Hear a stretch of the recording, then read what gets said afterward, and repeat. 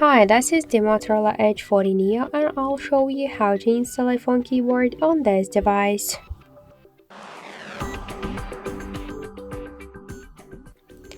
So first open the Play Store application and then in the search bar enter the green Apple keyword. And now we should get this first application, so tap the install button and wait a couple of seconds.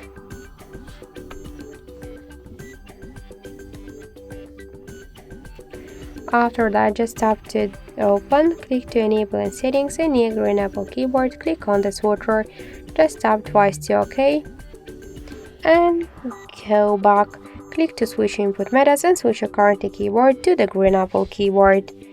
So after that, the process is finished, and let's just check the new keyboard look, and we could see that this keyboard is so close to the iPhone 1 as all of the emojis.